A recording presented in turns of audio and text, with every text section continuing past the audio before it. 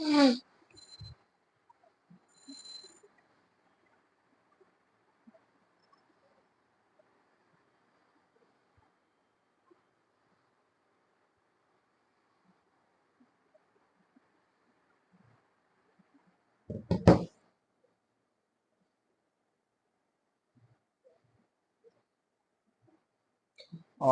Video কি clear কিনা একটু কেউ বলো তো।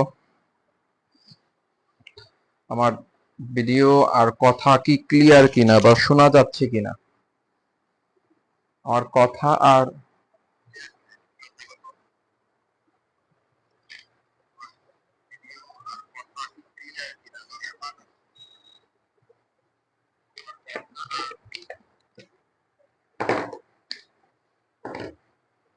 ওকে, ঠিক আছে, তাহলে হচ্ছে শুরু করি। হ্যাঁ, ক্লাসে কি সবাই আসছে কিনা একটু হচ্ছে কেউ একজন হচ্ছে গ্রুপে হচ্ছে কি বলে শেয়ার করে দাও, তাহলে হচ্ছে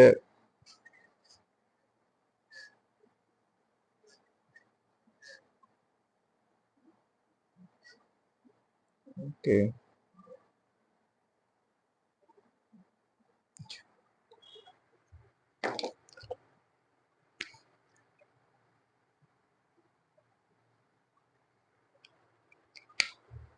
আজকের যে ক্লাসটা সেটা নিয়ে আমি অনেক এক্সাইটেড সত্যি কথা বলতে।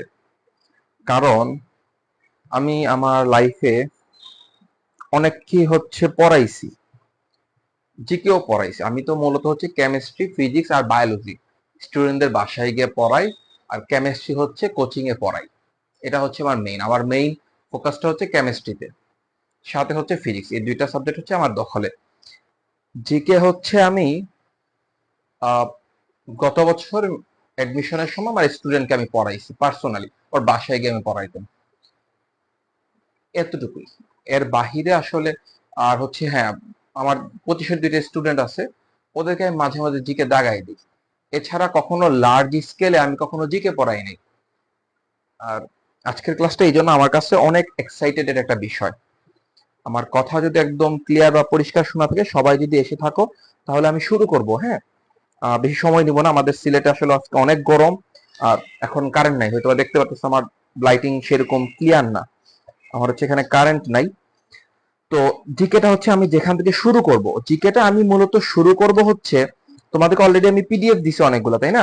সেই জিকেটা হচ্ছে আমাদের মেইন যে সিলেবাসটা, সেটা হচ্ছে প্রাচীন বাংলার ইতিহাস, বাংলাদেশের অভ্যুদয়, মুক্তিযুদ্ধ, সাম্প্রতিক বাংলাদেশ, এই হচ্ছে মেডিকেল অ্যাডমিশনের জিকে। আর ঢাবির যে জিকে বা জাহাঙ্গীরনগর বিশ্ববিদ্যালয়ের যে জিকে, সেটা হচ্ছে ইন্টারন্যাশনাল সহ থাকে। ইন্টারন্যাশনাল না থাকলেও মোটামুটি অনেক কিছু নলেজ আসলে গেদার করা লাগে, এখানে এক্সট্রা অনেক কিছু পড়া লাগে। বাট মেডিকেল এডুকেশনের জিকেটা একটু সংক্ষিপ্ত এবং এটা খুব ইজিলি আসলে পারা যায়। 10টা মার্কস হচ্ছে মাত্র জিকেতে, মেডিকেল এডমিশন টেস্টে মাত্র 10 মার্ক আমার জিকেতে। এই 10টা মার্ক হচ্ছে খুবই গুরুত্বপূর্ণ। আপাত দৃষ্টি মনে হতে পারে 10টা মার্ক ছাড়াও তো 90 মার্কস আছে, এটা আর কি এমন গুরুত্বপূর্ণ, তাই না? কিন্তু এটা খুবই গুরুত্বপূর্ণ একটা ইম্প্যাক্ট আছে আমাদের। আহ, আমার এডমিশন ভর্তি পরীক্ষায় আমি 3টা জিকে, সরি, 2টা জিকে পারিনি, 2টা জিকে ভুল দাগাই দিয়ে আসছি। একটা ছিল ওই যে চুকনগর, তোমরা হয়তো বা অলরেডি জানো চুকনগর, ঠিক না? বাংলাদেশের প্রথম যে হচ্ছে কি বলে গণ কবর না গণহত্যা সামথিং কি একটা যেন ছিল, ওটা চুকনগরে, খুলনার চুকনগর অবস্থিত। ওটা আমি মিরপুর বুদ্ধিজীবী দাগাই দিয়ে আসছিলাম। আর একটা প্রশ্ন ছিল বঙ্গবন্ধুর রিলেটেড, ওটাও ভুল করছিলাম। আচ্ছা, যাই হোক। সো হচ্ছে মার্ক কিন্তু আমার কমে গেছে এবং আমি কিন্তু চান্স পাইনি হচ্ছে 1.25 এর জন্য। তো বুঝতেই পারতেছেন, জিকে যদি আমার এখানে একটা হয়ে যেত, এই মার্কসটা কিন্তু আমার রাইট হয়ে যেত, তাই না? সো খুবই গুরুত্বপূর্ণ। আচ্ছা, যাই হোক, এগুলো নিয়ে হচ্ছে কথা বলে সময় নষ্ট করে লাভ নাই। ক্লাসে হচ্ছে মমতারিন সুলতানা, জেএফটি তামান্না আর আব্দুল্লাহ সাজিদ আছে, এছাড়া আর কেউই নেই। আচ্ছা, যাই হোক, এখন কথা হচ্ছে জিকে ক্লাসে তোমাকে আমি কি পড়াবো? জিকে কিন্তু বুঝার কিছু জিনিস না, জিকে হচ্ছে ইতিহাস, তাই না? ইতিহাস আমাদেরকে জানা প্রয়োজন পড়ে। আমি ক্লাসে হচ্ছে তোমাদের কোনগুলো ইম্পর্টেন্ট সেগুলো বলে দিব, কিছু শর্ট ট্রিক্স শিখাই দিব মনে রাখার জন্য, বাস এতটুকুই। এছাড়া তো আর আহামরি কিছু বলার নাই। তো প্রথমে হচ্ছে যে জিনিসটা দিয়ে আমি শুরু করতে যাচ্ছি, সবাই যেটা দিয়ে শুরু করে সেটা হচ্ছে পলাশির যুদ্ধ দিয়ে শুরু করে।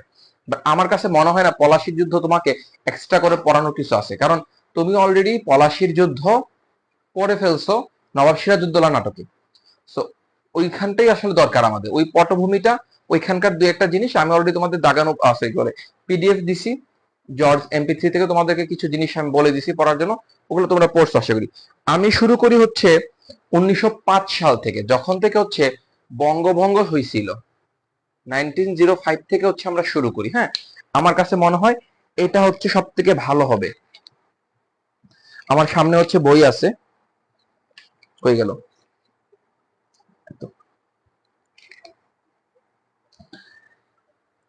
1905 সালে হচ্ছে বঙ্গভঙ্গ হয়েছিল, যেই প্রেক্ষাপটে মূলত হচ্ছে রবীন্দ্রনাথ ঠাকুর, মানে রঠা ঠাকুর যেটাকে, যাকে আমরা বলি আর কি এখন, হ্যাঁ, ওই রঠাদা হচ্ছে একটা গাঁজাখুরি কবিতা লিখছিল, ওই কবিতাটাই হচ্ছে বর্তমানে আমাদের জাতীয় সঙ্গীত। হ্যাঁ, আর হচ্ছে এই 1905 সালে যে বঙ্গভঙ্গের পটভূমিটা ছিল মূলত এইরকম। 1905 সালের আগে আমাদের দেশের মানে আমাদের দেশ বলতে তৎকালীন তো পশ্চিমবঙ্গ সহ আমাদের দেশ ছিল, ওদিকে আসাম অংশটাও আমাদের অংশ ছিল, এই পুরাটা অংশের কেন্দ্র ছিল কলকাতা। এবং হিন্দু ধর্মাবলম্বীরাই মূলত হচ্ছে রাজনৈতিক ভাবে সচেতন ছিল, ওরাই ছিল হচ্ছে মেইন ক্ষমতার কেন্দ্রবিন্দুতে। কারণ 1800, আমার ঠিক সালটা 1882 না কত সালে আমার ঠিক মনে নাই, কংগ্রেস প্রতিষ্ঠা হয়েছিল। সাজিদ হচ্ছে একটু জানাও তোমাকে কত সালে কংগ্রেস প্রতিষ্ঠা হয়েছিল। এরকমই 1800 সামথিং, মানে লাস্টের দিকে আর কি, 80-র পরের দিকে বা এরকম সময়ে কংগ্রেস প্রতিষ্ঠা হয়েছিল। দেন হচ্ছে তখনকার মেজরিটি হিন্দু ছিল, হচ্ছে তোমার কি বলে কংগ্রেস করতো, এবং ওরা হচ্ছে মূলত কলকাতার ছিল তখন এই বাংলা অংশটুকুর কেন্দ্রবিন্দু। বঙ্গভঙ্গ যখন হয় তখন এই বাংলার দুইটা অংশ দেখা দেয়, বঙ্গভঙ্গর ফলে বাংলার দুইটা অংশ দেখা দেয়, একটা হচ্ছে কলকাতা আর একটা হচ্ছে আমার ঢাকা। এবং বঙ্গভঙ্গের সবাই আমরা যেটা জানি, ইতিহাস আমাদের এতদিন যেটা জানানো হয়েছে, বঙ্গভঙ্গের বিপক্ষে ছিল সবাই। বাট বাস্তব সত্য হচ্ছে, বা আমি আমার ভার্সিটি লাইফে উঠে আমাদের একটা কোর্স ছিল, যে ওই কোর্সের আন্ডারে আমি যেটা পড়ছি, বঙ্গভঙ্গের বিপক্ষে সবাই ছিল না। মুসলিমরা বা হচ্ছে আমরা যারা এই কন্টিনেন্টে বাঙালি আছি, তারা সবাই হচ্ছে বঙ্গভঙ্গের পক্ষে ছিল। তারা চাচ্ছিল 1885 সালে, হ্যাঁ এটা লিখে রাখেন, কংগ্রেস কত সালে প্রতিষ্ঠা হয়েছিল, এটা হচ্ছে যারা হচ্ছে ঢাবিতে পরীক্ষা দিবেন তারা হচ্ছে এটা, তাদের জন্য খুবই গুরুত্বপূর্ণ। যাই হোক, তো যেটা বলছিলাম, দুইটা কেন্দ্র হয়ে গেছে, একটা কলকাতা, একটা হচ্ছে ঢাকা। এবং বঙ্গভঙ্গের পক্ষে ছিলাম আমরা মুসলমানরা, আমরা কিন্তু বঙ্গভঙ্গ চেয়েছিলাম, এবং বঙ্গভঙ্গটাকে আমরা একটা বিজয় হিসেবে ধরেছিলাম। এবং এই বঙ্গভঙ্গের ফলেই বঙ্গভঙ্গর পরবর্তী সময় কিন্তু হচ্ছে, বা বঙ্গভঙ্গকে কেন্দ্র করে কিন্তু মুসলিম লীগ প্রতিষ্ঠা হয়েছিল। আমার ঠিক মনে নাই কত সাল, অনেক আগে, এটা অনেক আগে, 1900-র দিকে মেবি, হচ্ছে 90-90-র দিকে মেবি, ঢাকা ভার্সিটিতে একটা প্রশ্ন আসছিল যে হচ্ছে মুসলিম লীগ কোন ঘটনার পরিপ্রেক্ষিতে প্রতিষ্ঠা হয়েছিল।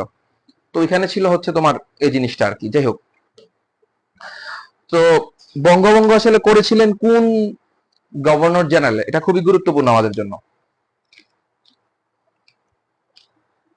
বঙ্গভঙ্গ যখন হয় তখন ভারতের ভাইসরয় বা হচ্ছে গভর্নর জেনারেল বা যেটাই বলো, সেটা ছিলেন লর্ড কার্জন, যার নামে হচ্ছে আমাদের ঢাকাতে একটা এই যে হল আছে, তাই না, ঢাকা ইউনিভার্সিটিতে সবার স্বপ্ন কার্জন হলের সামনে যাওয়া, এই কার্জন হলটা হচ্ছে ওনার নামকরণ করা হয়েছিল। এবং লর্ড কার্জন ছিলেন তৎকালীন ভাইসরয়। এবং বঙ্গভঙ্গ রদ হয়েছিল 1911 সালে। 1911 সালে বঙ্গভঙ্গ রদ করা হয়েছিল, অর্থাৎ বঙ্গভঙ্গ যেটা হয়েছিল সেটাকে আবার এক করে দিছিল। কিন্তু কিন্তু পরবর্তী সময় যেটা দেখা গেছে, যে ঢাকার কেন্দ্রিক একটা রাজনীতি তখন গড়ে উঠছিল।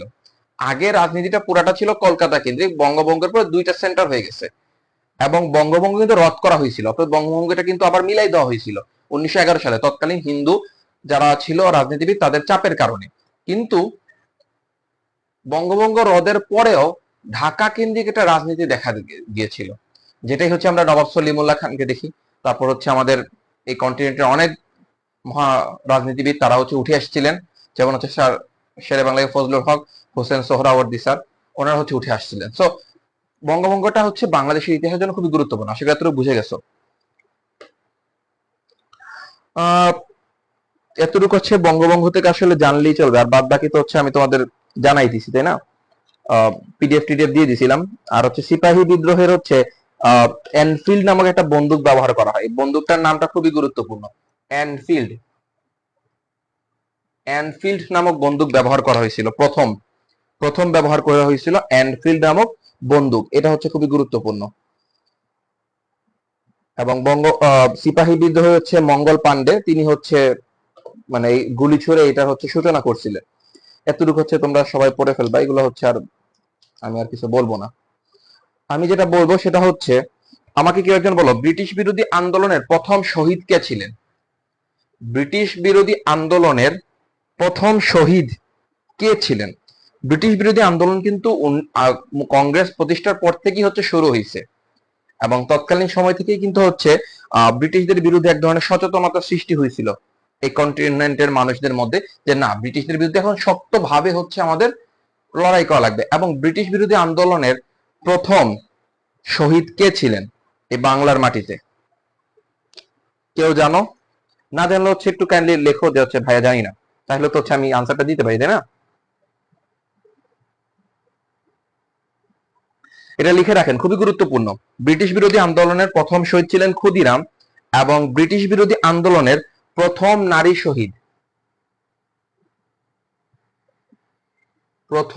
শহীদ, ছিলেন প্রীতিলতা ওয়াদ্দেদার। প্রীতিলতা ওয়াদ্দেদার ছিলেন প্রথম, আমি আর নামটা লিখতেছি না, তোমরা লিখে ফেলো। প্রীতিলতা ওয়াদ্দেদার ছিলেন প্রথম নারী শহীদ, আর প্রথম শহীদ ছিলেন হচ্ছে ক্ষুদিরাম। এই দুজনের নাম একটু হচ্ছে পরে নামটা হচ্ছে তোমরা একটু লিখে রাখো, এই দুটা খুবই গুরুত্বপূর্ণ।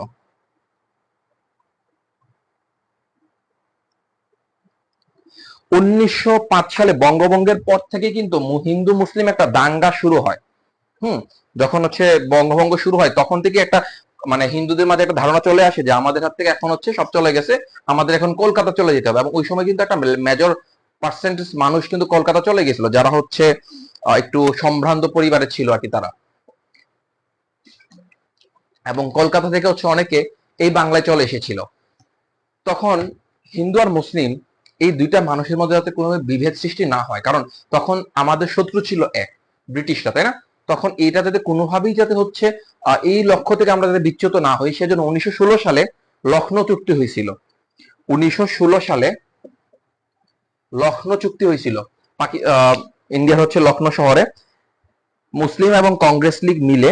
এটা হচ্ছে 16ই ডিসেম্বর 1916, সেখান থেকে হচ্ছে 16ই ডিসেম্বর 1916 এর 16ই ডিসেম্বর হচ্ছে আমাদের কংগ্রেসের মুসলিম লীগের মধ্যে হচ্ছে লখনৌ চুক্তি হয়েছিল। এটা হয়েছিল মূলত হিন্দু এবং মুসলমানদের মধ্যে সম্প্রীতি সমঝোতা বজায় রাখার জন্য, কারণ তখন আন্দোলন ছিল তুঙ্গে। কোনোভাবেই যাতে আমরা আন্দোলন থেকে বিচ্যুত না যাই, যেমন আমাদের এই কয়দিন আগে আন্দোলনে হ্যাঁ কি হয়েছিল, আমরা বিএনপি জামাতের সাথে একজোট হয়ে আন্দোলন করছে, শাহবাগী থেকে শুরু করে সবাই কিন্তু একজোট হয়ে গেছিল। আমাদের চরমোনাই থেকে শুরু করে জামাত ইসলামী, তারপর হেফাজত ইসলামী, আরো অনেক, মানে সবাই কিন্তু আমরা এক হয়ে গেছিলাম, তাই না? আমাদের মধ্যে কোনো বিভেদ ছিল না। আমরা অমুক কন্টেন্ট ক্রিয়েটরের ফলোয়ার, আমরা হচ্ছে অমুক খেলোয়াড়ের সাপোর্টার, আমরা সাকিবিয়ান, আমরা তামিয়ান, এরকম কোনো বিভেদ কিন্তু ছিল না আমাদের মাঝে, কারণ তখন আমাদের লক্ষ্য ছিল একটাই, স্বৈরাচারের পতন। ঠিক তেমনি তখনও লক্ষ্যটা হয়ে গেছিল একটাই। তো এই হিন্দু মুসলিম যে মধ্যকার যে বিভেদ, সেটা যেন বাধা না হয়ে দাঁড়ায়, সেজন্য 1916 কিন্তু এখানে লেখা আছে 16 ডিসেম্বরে হচ্ছে লখনৌ চুক্তি হয়েছিল। এবং 1918 সালে হচ্ছে রাওলাট আইন হয়েছিল, রাওলাট আইন। এই আইনটা ছিল অনেকটা আমাদের কয়েক বছর আগে আমাদের দেশের সরকার, মানে তৎকালীন স্বৈরাচার সরকার একটা আইন করছিল সংবাদ কর্মীদের জন্য, যেটাতে হচ্ছে সংবাদ যারা কর্মী ছিল তাদের কণ্ঠরোধ বা হচ্ছে তাদের স্বাধীনতাটুকু কেড়ে নিছিল। যে কারণে দেখবা প্রাইম মিনিস্টারের যে হচ্ছে ইয়াগুলো ছিল সংবাদ সময়, সেখানে ওনাকে অনেক তেল দেওয়া হইতো। কারণটা ছিল ওই আইনটা, এটার বিরুদ্ধে অনেক কলাম লেখা হয়েছিল। আমি তখন হচ্ছে অনেক কলাম টলাম, তখন পত্রিকা পড়তাম তো, অনেক কলাম টলাম দেখছিলাম। ঠিক তেমনি ব্রিটিশরাও এরকম একটা আইন করছিল, কারণ তখন পত্রিকা শুরু হয়েছিল এই মহাদেশে, তখন পত্রিকাটা খুব জনপ্রিয় হয়ে উঠতেছিল। তো এই পত্রিকা থেকে শুরু করে বা কোনো মানুষ যেন হচ্ছে ব্রিটিশদের বিরুদ্ধে আন্দোলন করতে না পারে, সেজন্য 1918 সালে রাওলাট আইন হচ্ছে তৈরি করা হয়েছিল, রাওলাট আইন। এবং সেটার পরিপ্রেক্ষিতে হচ্ছে জালিয়ানওয়ালা বাগ হত্যাকাণ্ড হয়েছিল। 1918 সালে হচ্ছে রাওলাট আইন হয়েছিল, যেটা মেইন ভূমিকাটা ছিল তো সংবাদপত্রগুলোর কণ্ঠরোধ করা, বিনা কারণে মানুষকে যাতে জেলে ভরতে পারে, ব্লা ব্লা ব্লা, আর অনেক কিছু ছিল। মানে এক কথায় মানুষের স্বাধীনতা যাতে কেউ যাতে আন্দোলন করতে না পারে, বা সরকার বা ব্রিটিশ সরকার বিরোধী কিছু বলতে না পারে। এবং সেটার পরিপ্রেক্ষিতে হচ্ছে জালিয়ানওয়ালা বাগ হত্যাকাণ্ড হয়েছিল। আশা করি এই হত্যাকাণ্ডের ব্যাপারে তোমরা জানো। এই হত্যাকাণ্ডের পরেই রঠাদা কিন্তু তার হচ্ছে ওই যে কি বলে আচ্ছা, রঠাদা তোমরা চিনো আশা করি, সাজিদা টেস্টিনার কথা যাবে। তো রঠাদা হচ্ছে তার নাইট উপাধি হচ্ছে বর্জন করছিল। আচ্ছা, যাই হোক, 1919 সালে এই জালিয়ানওয়ালাবাগ হত্যাকাণ্ডটা কবে হয়েছিল, তাই না? 1919 সালে জালিয়ানওয়ালাবাগ, দেখো 18 সালে রাওলাট আইন প্রকাশ হয়েছে, জালিয়ানওয়ালা হত্যাকাণ্ড বাগ হত্যাকাণ্ড হয়েছিল 1919 সালে। বোঝা গেছে আমার কথা? এবং জেনারেল ডায়ার হচ্ছে এই হত্যাকাণ্ডটা ঘটাইছিলেন বা আদেশ দিছিলেন, জেনারেল ডায়ার। ক্লাসে কি সবাই আসো? আমি তো দেখতে পাচ্ছি মাত্র 5 জন আছে, অনলি 5 জন।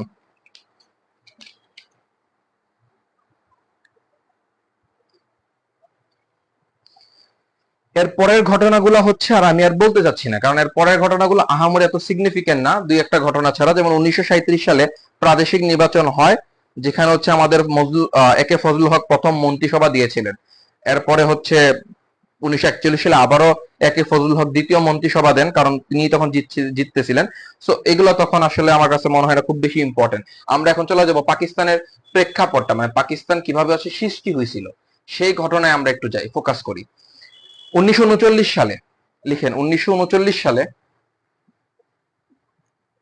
1939 সালে পাকিস্তানের লাহোরে হিন্দু মুসলিম দুটা আলাদা জাতি, এবং এই আলাদা জাতির উপর ভিত্তি করে যে আলাদা আলাদা দেশ হওয়া দরকার, সেই কথাটা প্রথম বা দ্বিজাতি তত্ত্ব জিনিসটা হচ্ছে পরিচয় করাই দিয়েছিলেন মোহাম্মদ আলী জিন্নাহ। আচ্ছা, সর্বশেষ কমেন্ট ছিল হচ্ছে আব্দুল্লাহ সাজিদের পক্ষ থেকে। না, এরপরে তো আমি আর কারো কমেন্ট দেখতেছি না। ক্লাসে হচ্ছে দেখাইতেছে আছে 5 জন। ওহি মনে হয় আসে না ক্লাসে, না? আচ্ছা, ঠিক আছে। আর হচ্ছে লাবণ্য আছে, তারপর হচ্ছে কি কি জানি, হ্যাঁ, মেহেজাবিন আছে, তামান্না আছে, আর কাউকে দেখতেছি না। আচ্ছা, যাই হোক, তো হচ্ছে 1939 সালে মোহাম্মদ আলী জিন্নাহ এই দ্বিজাতি তত্ত্ব জিনিসটা প্রথম পরিচয় করা দিয়েছিলেন বা ঘোষণা দিয়েছিলেন তিনি, যে হচ্ছে হ্যাঁ, আমরা হচ্ছে হিন্দু মুসলিম দুইটা আলাদা জাতি, আমাদের মধ্যে হচ্ছে কোনো ধরনের ইয়া হইতে পারে না। এবং 1940 সালে 23শে মার্চ, 1940 সালের 23শে মার্চ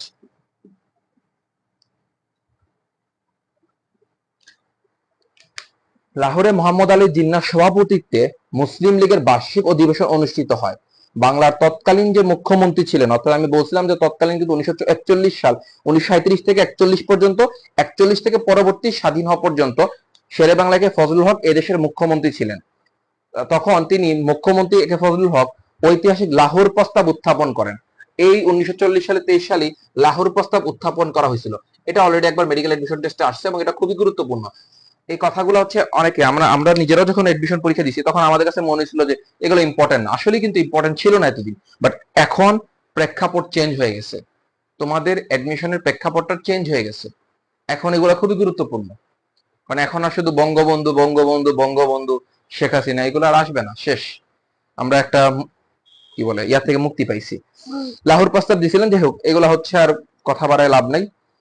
এরপর হচ্ছে 1947 সালে হচ্ছে কি হয়, আমাদের হচ্ছে দেশ স্বাধীন হয়। 1947 সালের আগে আরেকটা ঘটনা ঘটছে, 1943, যেই ঘটনাটাই হচ্ছে মূলত ব্রিটিশকে এই দেশ থেকে চলে যেতে মানে মেইন ভূমিকা রাখছিল। সেটা হচ্ছে 50-এর মনন্তর, এটা লিখে রাখো। 1943 সালে হচ্ছে 50-এর হচ্ছে মনন্তর ঘটছিল। সরি, বানান যেটাই হোক, 50-এ হচ্ছে মনন্তর ঘটছিল, মানে দুর্ভিক্ষ ঘটছিল, যেখানে প্রায় টোটাল ভারতবর্ষ, আমি আবারও বলছি কিন্তু শুধু বাংলায় না, অনেকে হচ্ছে শুধু বাংলা মনে করে, টোটাল ভারতবর্ষ মিলায়ে বলা হয়ে থাকে 35 থেকে 38 লক্ষ মানুষ খাদ্যাভাবে মারা গেছে বা পুষ্টির অভাবে মারা গেছিল। That's a huge number. 1943 সালের 50-এর মনন্ত, তখন কিন্তু দ্বিতীয় বিশ্বযুদ্ধ চলতেছিল। তোমরা অনেকে হয়তো বা সংসপ্তক নাটকটা দেখছো, বাট যদি না দেখে থাকো তাহলে শহীদুল্লাহ কায়সারের একটা উপন্যাস ছিল সংসপ্তক, সেখান থেকে হচ্ছে অনুপ্রাণিত হয়ে একটা নাটক বানানো হয়েছিল সংসপ্তক নাটক। সেই নাটকটাতে হচ্ছে দেখানো হয়েছিল এই ঘটনাটা, যে দ্বিতীয় বিশ্বযুদ্ধের সময় কিভাবে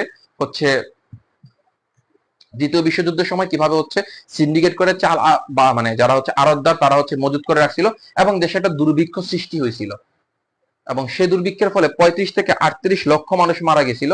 এবং এটাই হচ্ছে 50-এর মনন্তর নামে পরিচিত। আমরা যে হচ্ছে জয়নুল আবেদিনের যে চিত্রগুলো দেখি, ওটা হচ্ছে 50-এর মনন্তর থেকে নেওয়া। এই বাংলার মাটিতে আরেকটা দুর্ভিক্ষ হয়েছিল, কে বলতে পারবা সেই দুর্ভিক্ষ কবে হয়েছিল?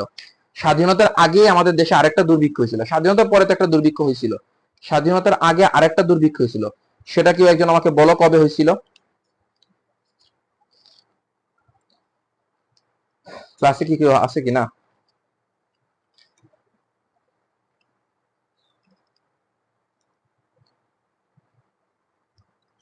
কি হইলো? কারো কোনো কমেন্ট নাই?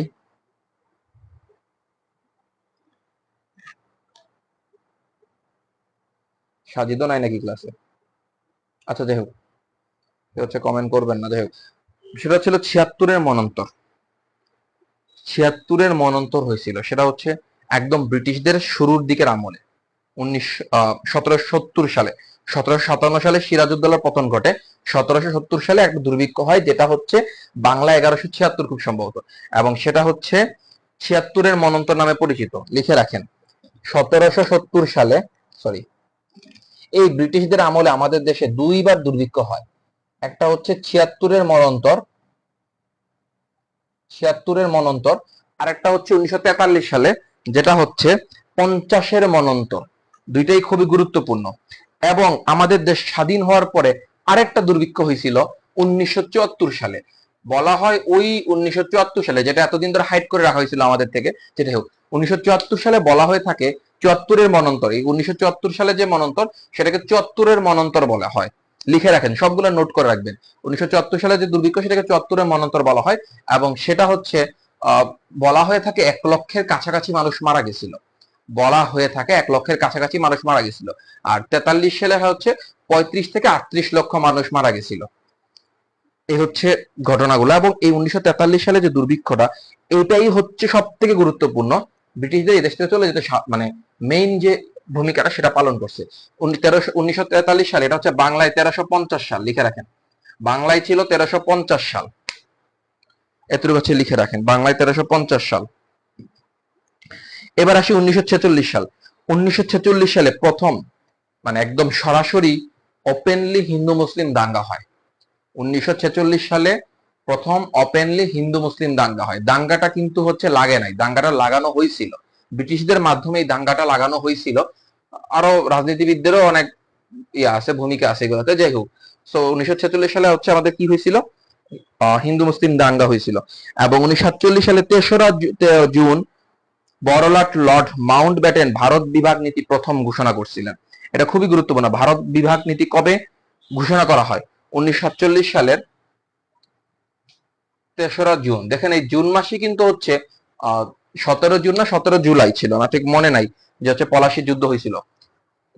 এই জুন মাসই কিন্তু ছোড়া চলে গেছে, মানে চলে যাওয়ার ঘোষণা দিছিল 1947 সালের 3রা জুন। এবং 1947 সালে কিন্তু প্রথম মুসলমান ধর্ম এবং হিন্দু ধর্ম, দুইটা আলাদা ধর্মকে কাউন্ট করে দুইটা রাষ্ট্র তৈরি করা হয়। রাষ্ট্রগুলার মানে স্ট্রাকচারটা দেখলে আসলে এত হাসি পায় আমার, যেটা হোক, রাষ্ট্রীয় স্ট্রাকচার ছিল অনেকটা এরকম। এই হইতেছে আমাদের বাংলাদেশ। আচ্ছা, আমি তো আর ইয়া পারি না, যাই হোক, এই হইতেছে আমাদের বাংলাদেশ। ধরেন সাপোজ, হ্যাঁ, ধরেন এটা আমাদের বাংলাদেশ। আমাদের দেশ থেকে কিন্তু এইখান দিয়ে হচ্ছে এই সাইড গুলা পুরাটাই কিন্তু ইন্ডিয়া, হ্যাঁ, এই সাইড গুলা পুরাটাই ইন্ডিয়া। এইখানে গিয়ে হইতেছে আমাদের পাকিস্তান। বোঝা গেছে? আমার ছবি টবি গুলা কি দেখতেছেন কিনা, আপনারা ক্লাস করতেছেন কিনা?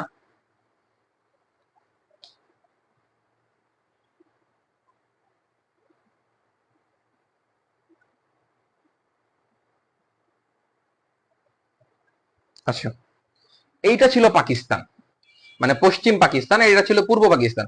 আমাদের মাঝে কিন্তু একটা হিউজ দূরত্ব ছিল। ইভেন কোন প্রকার রোড কানেক্টও কিন্তু ছিল না। একটা ছিল, যেমন ধরেন আমাদের এখানে চিকেন নেক আছে, তাই না? আমরা সবাই জানি চিকেন নেকের কথা। কয়দিন আগে আমরা লুৎফুজ্জামান বাবরের কথা অনেক শুনছি। এখানে হচ্ছে নেপাল, জাস্ট এখানে একটা 15 কিলোমিটার 21 কিলোমিটার দূরত্ব একটা রোড, এটা পার হইলে নেপাল।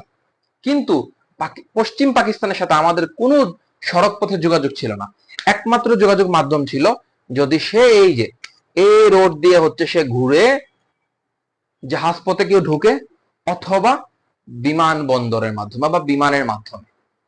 এইটার ভিত্তিতে হচ্ছে আমাদেরকে মানে ভাগ করা হয়েছিল। কতটা লেম জিনিসপত্র ছিল। ওকে, এই মানচিত্র দেখে কেউ হাসেন না, আমি মুছে ফেলি। এই মানচিত্র হচ্ছে খুবই খারাপ মানচিত্র। যে এখন আসি পাকিস্তান এর নামকরণ কে করছিল? এই দেশটার নাম যে পাকিস্তান হবে এই কথাটা কে বলছিল? এটা খুবই গুরুত্বপূর্ণ। পাকিস্তান নামকরণটা করছিলেন চৌধুরী রহমত আলী। নামটা লিখে রাখেন। পাকিস্তান নামকরণ করছিল চৌধুরী রহমত আলী, এই বেচারায় নামটা করছিল পাকিস্তান। মূলত কনসেপ্টটা ছিল এমন, পাক মানে হচ্ছে পবিত্র, পাক পবিত্র, পবিত্র জায়গা, পবিত্র মাটি, এমন ভাবে ওনাদের মূলত কনসেপ্টটা ছিল। বোঝা গেছে আমার কথা? চৌধুরী রহমত আলী উনি ছিল পাকিস্তানের নামকরণ করছিলেন। এবং পাকিস্তানের হচ্ছে যখন একদম প্রথম পাকিস্তান, পাকিস্তান বলতে কিন্তু বর্তমান পাকিস্তান বোঝাচ্ছি না, তৎকালীন পাকিস্তানের প্রধান গভর্নর জেনারেল ছিলেন মোহাম্মদ আলী জিন্নাহ। আমি যা বলতেছি সবগুলো নোট করেন। প্রথম গভর্নর জেনারেল ছিলেন মোহাম্মদ আলী জিন্নাহ। প্রথম প্রধানমন্ত্রী ছিলেন লিয়াকত আলী খান। প্রথম প্রধানমন্ত্রী ছিলেন লিয়াকত আলী খান। প্রথম গভর্নর জেনারেল ছিলেন মোহাম্মদ আলী জিন্নাহ। পূর্ব বাংলার মুখ্যমন্ত্রী ছিলেন মুসলিম লীগের খাজা নাজিমউদ্দিন। পূর্ব বাংলার মুখ্যমন্ত্রী ছিলেন খাজা নাজিমউদ্দিন, যে নাজিমউদ্দিনই হচ্ছে 1952 সালে ভাষা আন্দোলনের মানে হওয়ার জন্য বা রক্তপাতের জন্য সে দায়ী ছিল আর কি। যাই হোক, খাজা নাজিমউদ্দিন পূর্ব বাংলার হচ্ছে মুখ্যমন্ত্রী ছিলেন, লিয়াকত আলী খান প্রধানমন্ত্রী ছিলেন এবং মোহাম্মদ আলী জিন্নাহ গভর্নর জেনারেল ছিলেন। পাকিস্তানের নামকরণটা করছিল কে? চৌধুরী রহমত আলী। এখন আমাকে একটা এমসিকিউ হচ্ছে আমি বলতেছি, আমাকে বলেন তো লাহোর প্রস্তাব 1940 এর মূল বিষয়টা কি ছিল? আমি একটু আগে বলে আসছি লাহোর প্রস্তাব আসলে কি করা হয়েছিল। 1940 সালে লাহোর যে প্রস্তাবটা হয়েছিল সেটার মূল বিষয় কি ছিল? কমেন্ট করেন ফার্স্ট। 1940 সালে যে লাহোর প্রস্তাবটা হয়েছিল তার মূল বিষয়টা কি ছিল? আমি অপশনগুলো বলতেছি। স্বাধীন বাংলা প্রস্তাব, পাকিস্তান প্রস্তাব, ভারত বিভাগের প্রস্তাব, ভারতে মুসলিম সংখ্যাগরিষ্ঠ এলাকার জন্য স্বাধীন রাষ্ট্র সমূহ গঠনের প্রস্তাব। চারটা অপশন: স্বাধীন বাংলা প্রস্তাব, পাকিস্তান প্রস্তাব, ভারত বিভাগের প্রস্তাব, ভারতে মুসলিম সংখ্যাগরিষ্ঠ এলাকার জন্য স্বাধীন রাষ্ট্র সমূহ গঠনের প্রস্তাব। আমাকে এটার উত্তর দেন কেউ আগে।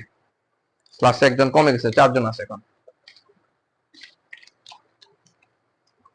ঠিক আছে, ক্লাস তো ভালো লাগার কথা না, বাট ওয়েট করেন, একটু পরে একটা ধামাকা আছে। সারা জীবনে যে সেক্টরের নামগুলো কিভাবে মনে রাখবেন, তাই না?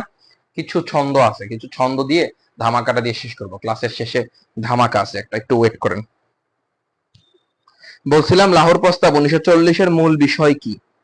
স্বাধীন বাংলা প্রস্তাব, পাকিস্তান প্রস্তাব, ভারত বিভাগের প্রস্তাব, ভারতে মুসলিম সংখ্যাগরিষ্ঠ এলাকার জন্য স্বাধীন রাষ্ট্রসমূহ গঠনের প্রস্তাব। চারটার মধ্যে কোনটা হবে আনসার? আচ্ছা, কেউ আনসার দিচ্ছেন না। আচ্ছা ঠিক আছে। লাহোর প্রস্তাবটা প্রস্তাব করছিলেন হচ্ছে মূলত শেরেবাংলাকে ফজলুল হক। তিনি সেখানে পৃথক রাষ্ট্রের কথা বলছিলেন। তিনি বলছিলেন মুসলিম মানে ভারতে মুসলিম সংখ্যাগরিষ্ঠ এলাকাগুলো নিয়ে পৃথক রাষ্ট্র বা রাষ্ট্র সমূহ গঠন করা লাগবে। তিনি কিন্তু তখন বলেন নাই যে আমাদেরকে এক দেশ করে দিতে হবে, যে ওইখানে পাকিস্তান এইখানে হচ্ছে বাংলাদেশ, আমাদেরকে এক করে দাও, এরকম কোনো কথা কিন্তু তিনি তখন বলেন নাই। কিন্তু ব্রিটিশরা হচ্ছে আমাদেরকে এক করে দিয়ে গেছিল। আচ্ছা যাই হোক, এই ছিল হচ্ছে তৎকালীন ঘটনা। এবার তো আর হচ্ছে আসি, এখন তো আর ভাষা আন্দোলন, ভাষা আন্দোলনটা হচ্ছে আমি নেক্সট ক্লাসে পড়াবো। ভাষা আন্দোলন থেকে শুরু করে পরবর্তী ঘটনা ইতিহাস নেক্সট ক্লাসে পড়াবো। এবার আসি হচ্ছে কিছু ছন্দ, কিছু ট্রিক্স, কিছু ছন্দ, কিছু ট্রিক্স যেগুলো হচ্ছে মনে রাখা খুবই গুরুত্বপূর্ণ। সাম্প্রতিক বিষয় বলেন আর অসাম্প্রতিক বিষয় বলেন, এগুলো হচ্ছে খুবই গুরুত্বপূর্ণ আমাদের জন্য মনে রাখা। প্রথমেই আসি হচ্ছে আমাদের 7জন বীর শ্রেষ্ঠর জীবনী মানে গল্পটা, কাহিনীটা নিয়ে। দেখেন, 7জন বীর শ্রেষ্ঠের নাম মনে রাখা আমাদের জন্য খুব বেশি কষ্টকর হয় না। আমি আবারও বলতেছি, 7জন বীর শ্রেষ্ঠের নাম মনে রাখা যে আহামরি কোনো কষ্ট হয় বিষয়টা কিন্তু এমন নহে। কিন্তু তাহারা কে কোন ডিপার্টমেন্টে চাকরি করতেন, কে কোন সেক্টরে কাজ করতেন, সেগুলা হচ্ছে আমাদের জন্য হচ্ছে বলাটা খুবই কষ্ট হয়ে যায়। তো সেই জন্য হচ্ছে আমি একটা ছন্দ দিব আজকে আপনাদেরকে। সেই ছন্দের মাধ্যমে আশা করি ইনশাল্লাহ আপনাদের আর কখনোই এগুলো হচ্ছে চিন্তা করা লাগবে না। লিখেন, লেখেন মোহাম্মদ।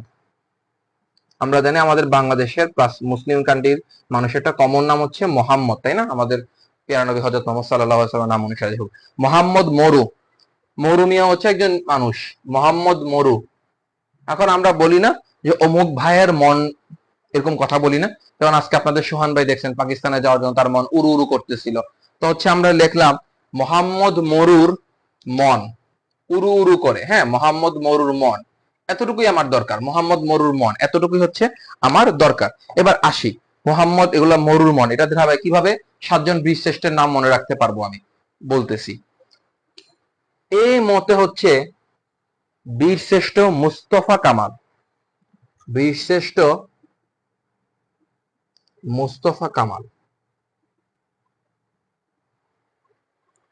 দেন হতে হচ্ছে বীরশ্রেষ্ঠ সিপাহী হামিদুর রহমান, বীরশ্রেষ্ঠ সিপাহী হামিদুর রহমান। দেন আসতেছি, এখানে দুইটা ম আছে তাই না, তাহলে হচ্ছে মহিউদ্দিন জাহাঙ্গীর, মহিউদ্দিন কি জাহাঙ্গীর, আমি আর লিখলাম না, মহিউদ্দিন জাহাঙ্গীর। তাহলে এই মোহাম্মদ থেকে আমি 3টা নাম পাইছি, এক হচ্ছে মোস্তফা কামাল, হামিদুর রহমান, মহিউদ্দিন জাহাঙ্গীর। ওয়েট, এখন বলবেন ভাই এগুলো তো নাম মনে মানে শর্ট ট্রিক্সের দরকার নেই, এমনি মনে রাখতে পারি, একটু ওয়েট করেন, পুরো শর্ট ট্রিক্সটা আমি আগে বলিনি। ওয়ালাইকুম আসসালাম, এতক্ষণ পরে আসছেন, আপনার তো হচ্ছে লেট। আমরা ক্লাসের হচ্ছে একটা গুরুত্বপূর্ণ পার্ট শেষ অলরেডি আমাদের, যে পার্টে হচ্ছে আমরা ইতিহাস নিয়ে অনেক আলোচনা করছি, যাই হোক ওটা পরে করে নিন, এখন এই ছন্দ থেকে পড়া শুরু করেন, শর্ট ট্রিক্স এগুলো মনে রাখা। এটা হচ্ছে 7 জন বীরশ্রেষ্ঠের নাম আমি বলতেছি, এখন বলতে পারেন 7 জন বীরশ্রেষ্ঠের নাম আমি পারি ভাইয়া, সমস্যা নেই, ছন্দটা একটু দেখেন, কারণ কোন বীরশ্রেষ্ঠ কোন সেক্টরে কাজ করছে এবং হচ্ছে তার কোন ডিপার্টমেন্ট থেকে সে আসছে সেটা আমাদের জানা দরকার। মোহাম্মদ মরুর মন, তো মোহাম্মদ থেকে আমি 3টা নাম পাইছি। আচ্ছা সমস্যা নেই, ওকে সমস্যা নেই। ওকে, তো এখন আসি মতে। এই মতে হচ্ছে মতিউর রহমান, আপনারা সবাই আশা করি মতিউর রহমানের চিনেন তাই না, কারণ ওনার নামে একটা ছবি আছে, অস্তিত্বে আমার দেশ, এই একটা ছবি আছে, সময় করে হলে দেখে নিবেন, অনেক সুন্দর একটা ছবি। যাই হোক, এই রতে হচ্ছে রুহুল আমিন, কি আমিন, রুহুল আমিন, আর্টিফিশিয়াল কি বলে, artillery engineer, artillery engineer Ruhul Amin বীরশ্রেষ্ঠ। দেন এরপরে আসতেছে হচ্ছে আর রইলো কি মন, তাই না, আমার মনটা আসলে এখানে জায়গা হইতেছে না, আমার মনটা হচ্ছে নিচে নামাইতে হবে এখন। এই যে দেখেন মন, এই মনে আমি কি পড়তেছি, মনে হইতেছে মুন্সি আব্দুর রৌফ, মতে হইতেছে মুন্সি আব্দুর রৌফ, মুন্সি আব্দুর রৌফ, আপনারা লিখে ফেলেন মুন্সি আব্দুর রৌফ। দৈন্তার নতে কি হবে তাহলে, বাকি রইছে কি আমাদের বীরশ্রেষ্ঠ নূর মোহাম্মদ শেখ না, তাহলে হচ্ছে নূর, নূর ভাই। ওকে, তাহলে মোহাম্মদ মরুর মন দ্বারা আমি কিন্তু নামগুলা পাইছি, এখন আমার কাজটা কি, আমার কাজ হচ্ছে ওরা কোন ডিপার্টমেন্ট থেকে আসছে সেটা জানা। প্রথমেই হচ্ছে মার্ক করেন এই মোহাম্মদ জিনিসটাকে, প্রথম যে 3জন মোস্তফা কামাল, হামিদুর রহমান, মহিউদ্দিন জাহাঙ্গীর, ওনারা 3জনই আসছেন আর্মি থেকে। আর্মি মানে হচ্ছে তৎকালীন সেনা, মানে তৎকালীন বলতে বর্তমান সেনাবাহিনী থেকে। যাই হোক, বিশিষ্ট মোস্তফা কামাল, হামিদুর রহমান, মহিউদ্দিন জাহাঙ্গীর, ওনারা 3জনই ছিলেন আর্মি বা সেনাবাহিনীর লোক। এরপরে আসি হচ্ছে মন, মুন্সি আব্দুর রৌফ এবং হচ্ছে কি নূর, তাই না, ওনারা আসছিলেন হচ্ছে ইপিআর থেকে। আপনারা অবশ্যই ইপিআর শুনছেন, ইপিআর এর ফুল ফর্ম কি, কেউ একজন লিখে পাঠান আমাকে, ইপিআর এর ফুল ফর্ম কি।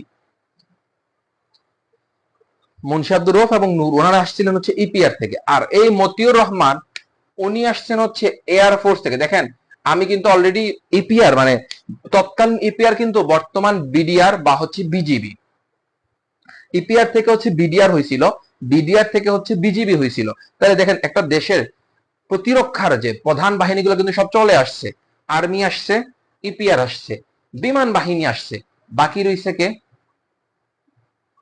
কারো কোনো কমেন্ট দেখি না, আমার হচ্ছে মনে হয় জুমেই যাওয়া লাগবে, আমার কাছে যেটা মনে হইতেছে আপনাদের সাথে জুমই হচ্ছে বেটার, নাইলে হচ্ছে কমেন্টের রেসপন্স পাই না। যাই হোক, তো হচ্ছে কি বলছিলাম, আর্মি গেছে, ইপিআর গেছে মানে বর্ডার গার্ড গেছে, এয়ারফোর্স গেছে, বাকি রয়েছে কে, নেভি, তাই না। তাহলে রুহুল আমিন হচ্ছে, আমি আগেই বলছিলাম উনি হচ্ছে আর্টিলারি ইঞ্জিনিয়ার, উনি হচ্ছে আসছেন নেভি থেকে, উনি আসছেন কই থেকে, উনি আসছেন নেভি থেকে। দেন এখন হচ্ছে ওনারা কে কোন সেক্টরে যুদ্ধ করে মারা গেছেন সেটা আমার জন্য দরকার, কে কোন সেক্টরে যুদ্ধ করছেন। প্রথম এই যে 3জন ওনারা যে আর্মি থেকে আসছেন, ওনাদের সংখ্যাটা মনে রাখবেন 247, 247। এই বেচারা 2 number sector, Hamidur Rahman 7 number, 4 number Mohiuddin Jahangir 7 number sector হচ্ছে যুদ্ধ করছিলেন।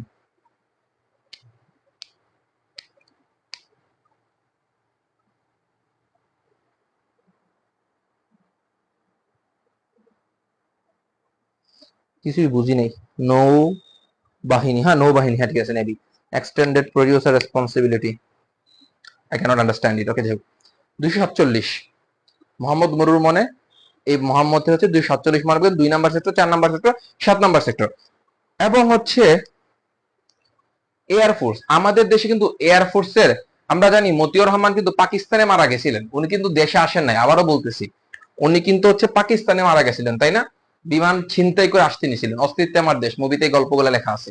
তার মানে অবশ্যই তিনি হচ্ছে শূন্যতম সেক্টরে যুদ্ধ করছিলেন, মানে কোন সেক্টরে তিনি যুদ্ধ করেন নাই। Am I right? Ruhul Amin ছিলেন নেভি, নৌবাহিনী। আমরা জানি আমাদের মুক্তিযুদ্ধের সময় একমাত্র জলপথের সেক্টর ছিল 10 নাম্বার সেক্টর, তাহলে অবশ্যই তিনি 10 নাম্বার সেক্টরে যুদ্ধ করছিলেন Ruhul Amin. Am I right? Current আসছে, যাক বাচ্চি বাবা। তাহলে অবশ্যই তিনি 10 নাম্বার সেক্টরে যুদ্ধ করছেন। এখন মুন্সি আব্দুর রৌফ এবং হচ্ছে নূর, দেখেন মন, আমাদের মন যখন 18 বছর পার হয় তখন উরু উরু করে বেশি। কথা গেছে, বেশি বোঝা গেছে? আমাদের মন যখন, আচ্ছা ইপিআর এর ফুল ফর্ম হচ্ছে ইস্ট পাকিস্তান রাইফেল। ইপিআর এর ফুল ফর্ম হচ্ছে ইস্ট পাকিস্তান রাইফেল। ওকে, আচ্ছা যাই হোক। তো আমাদের মন 18 বছর হলে উড়ু উড়ু করে। যেমন হচ্ছে এই যে ওহি 2 দিন আগে হচ্ছে, কি হয়েছে তার, 2 দিন আগে হচ্ছে তার বার্থডে হয়েছে, তাই না? 5ই সেপ্টেম্বর নয় বার্থডে ছিল, যাই হোক। এবং সে হচ্ছে 18 বছরে পদার্পণ করছে, তাহলে তার মন এখন উড়ু উড়ু করবে বেশি, তাই না? তো এইখানে আমরা মনে রাখবো হচ্ছে 18, আমাদের মনের সাথে 18 এর একটা কানেকশন আছে। যেমন একটা কবিতা ছিল না, সুকান্ত বটে, 18 বছর বয়স, তাহলে 18 বছর বয়সে আমাদের মন স্ট্রং হয়, যাই হোক। তাহলে 18। মুন্সি আব্দুর রফ ছিলেন 1 নাম্বার সেক্টর, নূর মোহাম্মদ ছিলেন 8 নাম্বার সেক্টর। এইগুলা কি মনে থাকবে কিনা আমাকে বলেন, এই আপনাদেরকে আর কখনো ভুল হবে কিনা সেটা বলেন, যে হচ্ছে ওনাদের কে কোন সেক্টর যুদ্ধ করছিলেন। এই জিনিসটা আপনাদের আর এক্সট্রা করে মনে রাখতে কষ্ট হবে কিনা আমাকে সেটা একটু জানান শুধুমাত্র। আর ইপিআর এর ফুল ফর্ম হচ্ছে east Pakistan rifle. East Pakistan rifle, এটা হচ্ছে ইপিআর এর ফুল ফর্ম। এবং হচ্ছে আমরা এই জিনিসটা মনে রাখবো হচ্ছে মোহাম্মদ মরুর মন, মোহাম্মদ মরু মিয়া, ওনার হচ্ছে মন অনেক উড়ুদুরু করতেছিলেন। তো মোহাম্মদ মরুর মন, মতে মুস্তফা কামাল, হতে হামিদুর রহমান, মমতে মহিউদ্দিন জাহাঙ্গীর, ওনারা 3জনই আর্মি ছিলেন। এবং 247 এই ছন্দ, এই জিনিসটা হচ্ছে আমরা মনে রাখবো। মরুর মতে মতিউর রহমান, রতে রুহুল আমিন। রুহুল আমিন ছিলেন আর্টিলারি ইঞ্জিনিয়ার, আর্টিলারি কি ফিশিলার ইঞ্জিনিয়ার জানি, যাই হোক। মতিউর রহমান ছিলেন হচ্ছে এয়ার ফোর্সে জব করতেন, এবং ওনাকে নিয়ে একটা ছবি আছে, সেই ছবিটার নাম হচ্ছে অস্তিত্বে আমার দেশ। অস্তিত্বে আমার দেশ। মতিউর রহমানের সেক্টর নং হচ্ছে 0, কারণ তিনি পশ্চিম পাকিস্তানে যুদ্ধ করে মারা গেছে। আমি আপনাদের বলি, জাঙ্গাইল নামে একটা ঘাঁটি আছে পাকিস্তানের, ঘটনাটা খুবই মজার, ইতিহাস পড়তে ভালো লাগে আসলে, সত্যি কথা। জাঙ্গাইল নামে একটা ঘাঁটি আছে। মতিউর রহমান যেটা চিন্তা ভাবনা করছিলেন, যে উনার আসলে তৎকালীন কিন্তু আমাদের দেশের বেশিরভাগ আর্মি কিন্তু পশ্চিম পাকিস্তানে ছিলেন। যেমন আমাদের এরশাদ সাহেব, সাবেক রাষ্ট্রপতি, উনি কিন্তু তখন পাকিস্তানে ছিলেন, যাই হোক। তো ওনারা যখন পাকিস্তানে ছিলেন, ওনাদের তো আসলে মন ভালো লাগতেছিল না, ঠিক না? দেশে ওনাদের বাবা মা, তারপর থেকে শুরু করে হচ্ছে দেশে যুদ্ধ চলতেছে, তাই না? মতিউর রহমান একদিন চিন্তা করলেন, উনি কিন্তু তখনকার মানে অনেক বড় উচ্চ পদস্থ একজন অফিসার ছিলেন। উনি স্টুডেন্টদেরকে হচ্ছে বিমান প্রশিক্ষণ দিতেন, নতুন আর্মিদেরকে এয়ারফোর্সের বিমান প্রশিক্ষণ দিতেন। একদিন তিনি যেটা করলেন, বিমান প্রশিক্ষণ দেওয়ার সময় তিনি বিমানটা ছিনতাই করলেন। উনি একটা স্টুডেন্টকে বা একটা মানুষকে হচ্ছে বিমান প্রশিক্ষণ দিচ্ছিলেন, তখন তাকে হচ্ছে ঘুম মানে অচেতন করে তিনি বিমান নিয়ে পালানোর চেষ্টা করেন। এবং বিমান নিয়ে পালানোর চেষ্টার সময় তিনি রাডারে হচ্ছে ধরা খান। আমরা জানি বিমানকে হচ্ছে রাডার দ্বারা হচ্ছে কন্ট্রোল করা যায়। সেই রাডার হচ্ছে ধরা খান, এবং হচ্ছে তিনি ঘাঁটিটার নাম আমার ঠিক মনে নাই, কোন জায়গায় যেন তিনি বিধ্বস্ত হন। এবং 2006 সাল পর্যন্ত ওনার কবর পশ্চিম পাকিস্তানেই ছিলেন।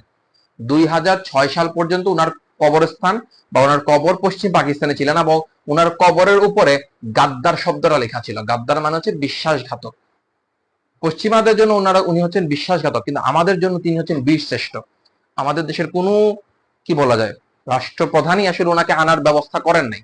2006 সালের সময় আমাদের তৎকালীন 2006 সালের দিকে সম্ভবত মঈনুদ্দিন সরকার মনে হয় ক্ষমতা নিয়েছিল নাকি, কি আল্লাহ জানে। যাই হোক, ওনারা হচ্ছে তখন ওনার কবরটা বাংলাদেশে আনার ব্যবস্থা করেন।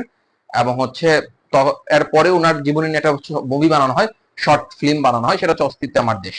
এবং উনি হচ্ছে, যেহেতু উনি কোনো সেক্টরে যুদ্ধ করেন, উনি কিন্তু বাংলাদেশে আসতে পারেন নাই, সেজন্য ওনার সেক্টর হচ্ছে 0। ওনার সেক্টর হচ্ছে 0। আশা করি এগুলো হচ্ছে আপনারা পারবেন।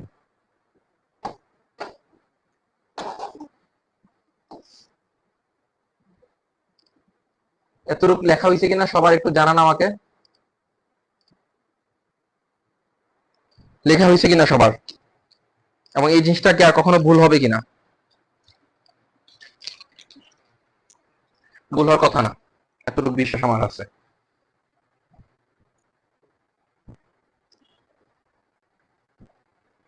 এবার আসি, ওনারা কে কোন জেলায় জন্মগ্রহণ করছিলেন, এগুলো কিন্তু আসে মাঝে মধ্যে পরীক্ষাতে। ওনারা হচ্ছে কে কোন জেলার এবং হচ্ছে কে কোন জেলায় হচ্ছে গিয়ে মারা গেছিলেন। হ্যাঁ, এগুলো হচ্ছে আমাদের জন্য এখন দরকার, সব থেকে বেশি ইম্পর্টেন্ট। আচ্ছা ঠিক আছে, পরে লিখেন, সমস্যা নেই। এখন হচ্ছে সবথেকে বেশি ইম্পর্টেন্ট হচ্ছে ওনারা কে কোন জেলা থেকে আসছেন এবং কোথায় কোথায় হচ্ছে মারা গেছেন। তো প্রথমে আসি হচ্ছে লিখেন মুন্সি আব্দুর রউফ। প্রথমে লিখেন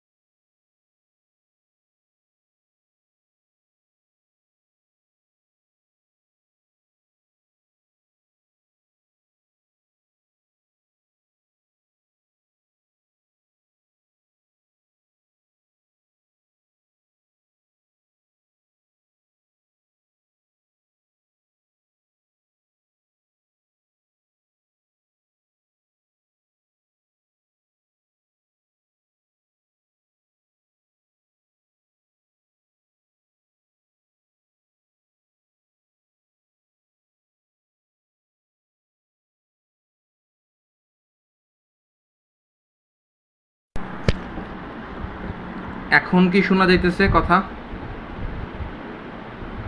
আমার কথা কি এখন শোনা যাচ্ছে কিনা?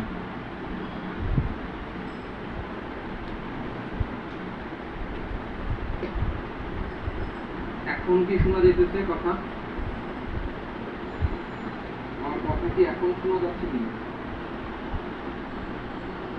ফ্যানের মনে হয় একটু শব্দ হইতে পারে, আসলে অনেক গরম তো।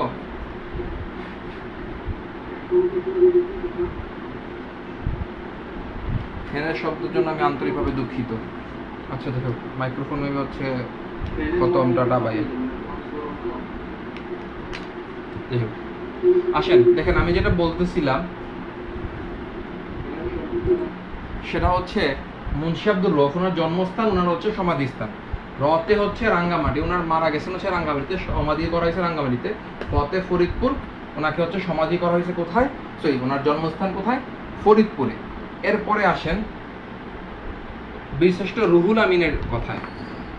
বীরশ্রেষ্ঠ কার? রুহুল আমিন। বীরশ্রেষ্ঠ রুহুল আমিন। রুহুল আমিনের দেখেন এখানে দৈন্তার ন আছে। ওনার জন্মস্থান হচ্ছে নোয়াখালীতে। ওনার জন্মস্থান কই? নোয়াখালীতে। এখানে কি আছে? দৈন্তার ন আছে, তাই না? একদম শেষে দৈন্তার ন আছে, তার মানে ওনার জন্মস্থান কোথায়? নোয়াখালীতে।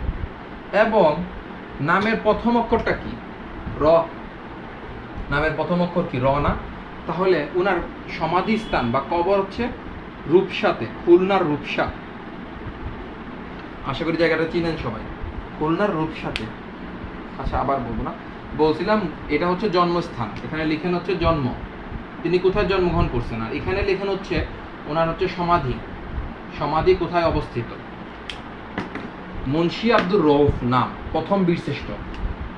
ওনার নামের শেষ অক্ষর হচ্ছে ফ, ওনার জন্মস্থান হচ্ছে ফরিদপুরে, ওনার নামের প্রথম অক্ষর হচ্ছে র, ওনার সমাধি হচ্ছে রাঙ্গামাটিতে। বীরশ্রেষ্ঠ রুহুল আমিন, ওনার নামের প্রথম অক্ষর হচ্ছে র, ওনার দৈন্তান্ন, ওনার জন্মস্থান হচ্ছে নোয়াখালী, নামের প্রথম অক্ষর হচ্ছে কি? র, ওনার সমাধি হচ্ছে রূপসাতে। এখন কি বুঝতে পারছেন? আশা করি বুঝতে পারার কথা এখন।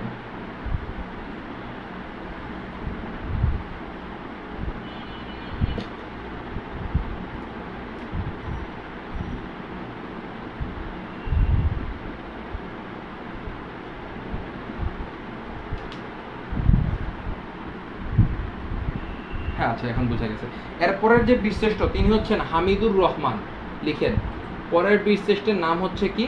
হামিদুর রহমান। হামিদুর রহমানের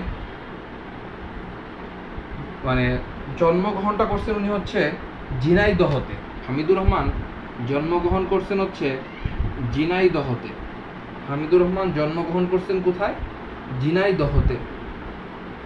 এরপরে হচ্ছে লিখেন হচ্ছে মতিউর রহমান।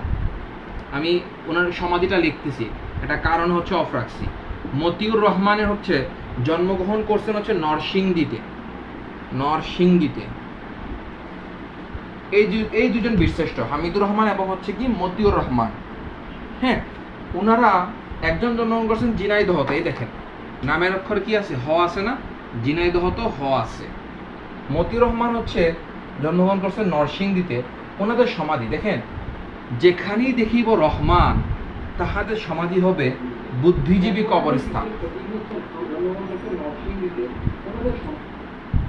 যেখানেই দেখিব রহমান সেখানেই হচ্ছে ধরে নিব বুদ্ধিজীবী কবরস্থান। ওনাদের দুইজনকে হচ্ছে বুদ্ধিজীবী কবরস্থানে হচ্ছে সমাধিত করা হয়েছে। দেখেন, আর কোনো বীরশ্রেষ্ঠের নামের সাথে রহমান ওয়ার্ডটা কিন্তু নাই। বোঝা গেছে আমার কথা? আর কোনো বীরশ্রেষ্ঠের সাথে রহমান ওয়ার্ডটা নাই, একমাত্র দুইজনের নামের সাথে রহমান ওয়ার্ডটা আছে, হামিদুর রহমান, মতিউর রহমান। এবং এই দুইজন কি হচ্ছে বুদ্ধিজীবী কবরস্থানে সমাধি করা হয়েছিল। মতিউর রহমানকে 2006 সালে কবর ওইখান থেকে ট্রান্সফার করে এনে বুদ্ধিজীবী কবরস্থানে সমাধি করা হয়েছিল। আর হামিদুর রহমান ঝিনাইদহতে, মতিউর রহমান নরসিংদীতে। এই চারজনের কি আর কখনো ভুল হবে কিনা আমাকে সেটা বলুন। এই চারজনের গুলা কি মনে রাখা যাবে কিনা? এগুলা কিন্তু ইজি। হ্যাঁ, আশা করি তুলে ফেলছেন এগুলা।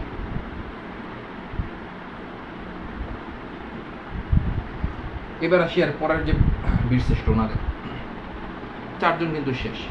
এবার আসি হচ্ছে নূর মোহাম্মদ শেখ। ওই যে বলছিলাম না বীরশ্রেষ্ঠ নূর, লাল কালি করতেছি, বীরশ্রেষ্ঠ হচ্ছে নূর মোহাম্মদ শেখ। নূর মোহাম্মদ শেখ, উনার জন্মস্থান হচ্ছে নড়াইল। দেখেন উনার জন্মস্থান কোথায় বলছি? নড়াইল। এখানে আছে দৈন্তান্ন, এখানেও আছে দৈন্তান্ন, নড়াইল। এবং উনি হচ্ছে মারা গেছেন হচ্ছে সারসা, সারসা উপজেলায়। সারসাটা আসলে ভোলা না কোন জায়গায় যেন, আমার ঠিক মনে নাই সারসাটা। দেখেন নূর মোহাম্মদ শেখের তালিবাস্য আছে, সারসাতেও হচ্ছে তালিবাস্য। মনে থাকবে, আশা করি থাকার কথা। নূর মোহাম্মদ দৈন্তান্নতে নড়াইল, শেখের শতে সারসা, এতটুকু হচ্ছে মনে রাখলেই চলবে। দেন আসে হচ্ছে মহিউদ্দিন জাহাঙ্গীর। কি জাহাঙ্গীর?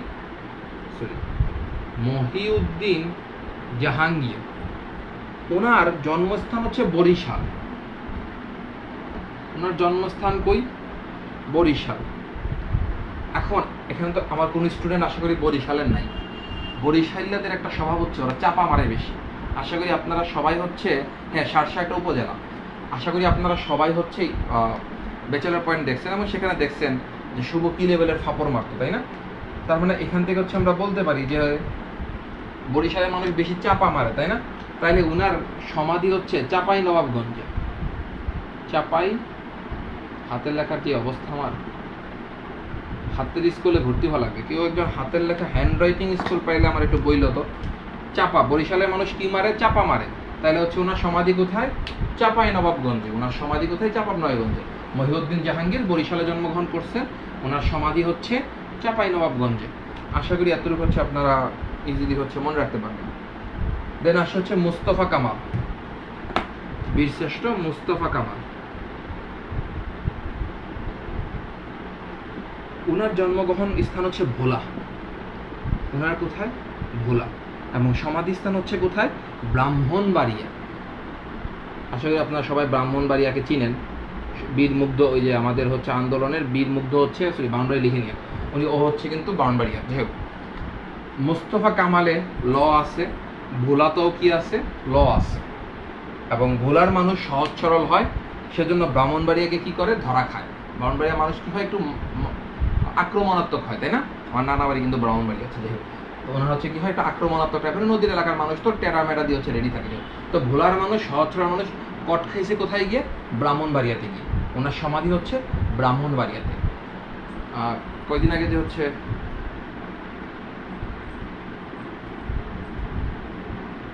আচ্ছা টাকা তোমায় যে, তুমি যদি ফ্রিতে না শেখাও তাহলে তো আসলে আর কিছু বলার নেই। তো মুস্তফা কামাল হচ্ছে ভোলাওয়ালা মানুষ, ব্রাহ্মণবাড়িয়াতে হচ্ছে ওনার সমাধিস্থান। মুস্তফা কামালের সমাধিটা হচ্ছে আমার দেখার সৌভাগ্য হয়েছে। এবার হচ্ছে এই যে আখালিয়া, সরি ব্রাহ্মণবাড়িয়া আখাউড়া যখন আমরা গেছিলাম, তখন হচ্ছে ওনার সমাধিটা দেখার সৌভাগ্য আমার হয়েছিল। যাই হোক, তো 7 জন বীরশ্রেষ্ঠ কিন্তু আমার শেষ। 7 জন বীরশ্রেষ্ঠের নাম, 7 জন বীরশ্রেষ্ঠের হচ্ছে কে কোন জেলায়, কে কোন জায়গায় তার সমাধি, সবই কিন্তু হচ্ছে আমরা এখন কি করতে পারবো? মনে রাখতে পারবো, তাই না? এবার আসে হচ্ছে 11টা সেক্টর। এটা দিয়ে হচ্ছে ক্লাস শেষ করে দিব। 11টা সেক্টরে কে কোন সেক্টরের কমান্ডার ছিলেন এবং কোন নাম্বার সেক্টরের আন্ডারে কোন জেলাটা ছিল। এখন এখানে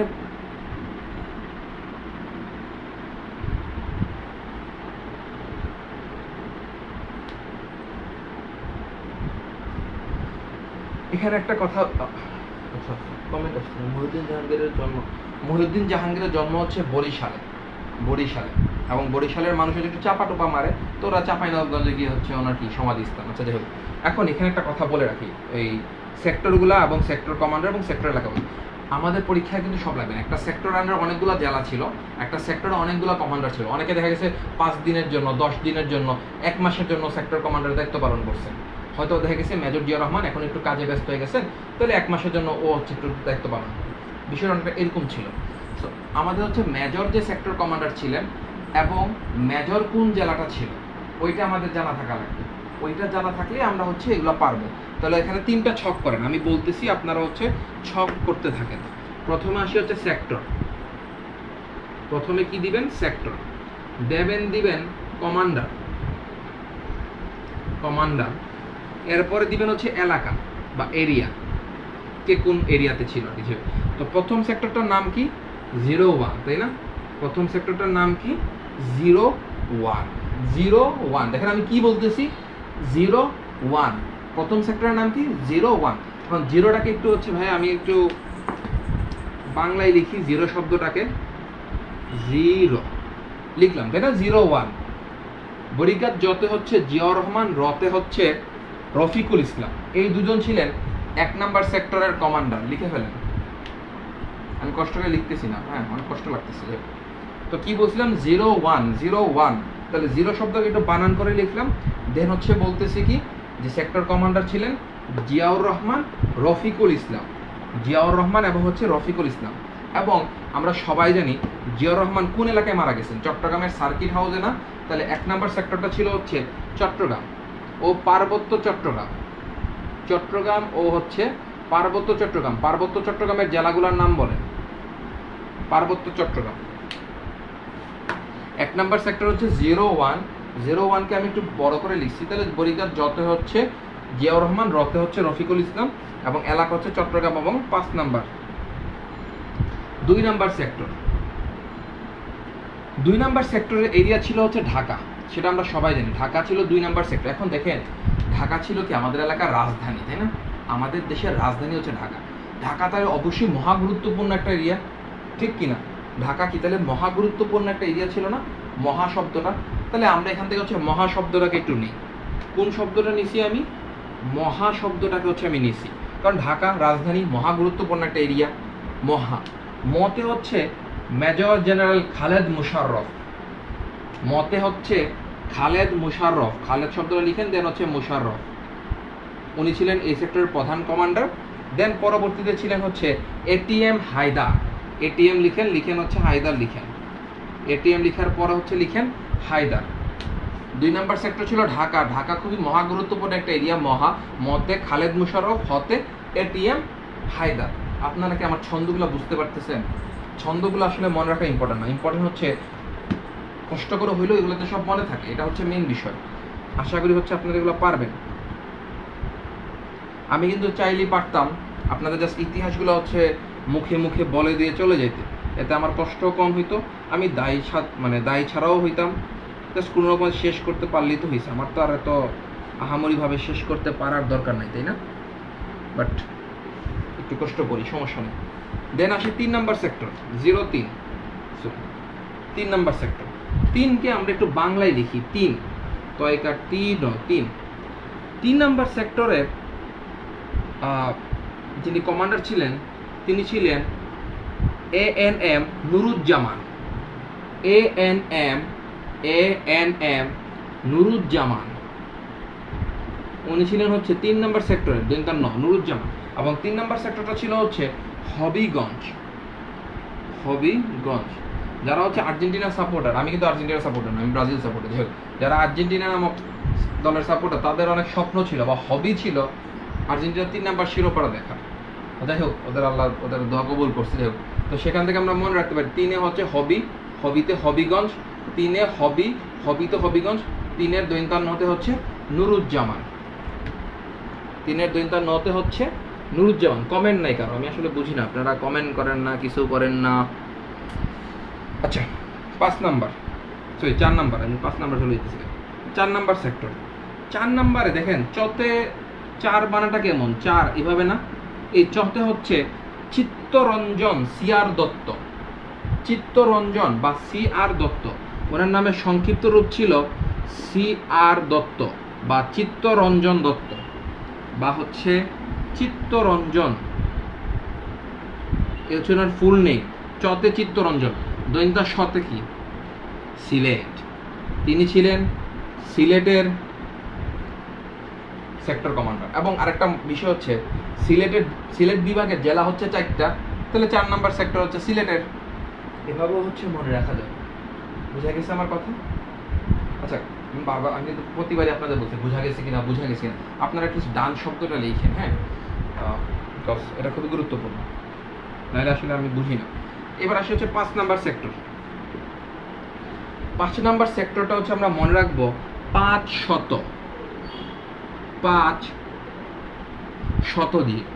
500তে হচ্ছে শত, এটা দিয়ে মনে রাখবো মীর শওকত আলী। মনে রাখবো মীর শওকত আলী এবং তামাবিল। ওনারা হচ্ছে তামাবিল হচ্ছে ওনার এরিয়া ছিল, তামাবিল এরিয়াটা ছিল এ আন্ডার। দেন হচ্ছে 6 নাম্বার দেখেন 6, আমাদের দেশে হচ্ছে ষড়ঋতুর দেশ, তাই না? ষড়ঋতুর দেশ না আমাদের, তাহলে হচ্ছে মনে রাখবো ষড়ঋতু। ষড়ঋতুর জায়গায় হচ্ছে মনে রাখবো ষড়ঋতু। তাহলে ষড়ঋতু, এই শরতে হচ্ছে মনে রাখবো খাদেমুল বাসার। এই শরতে মনে রাখবো খাদেমুল বাসার।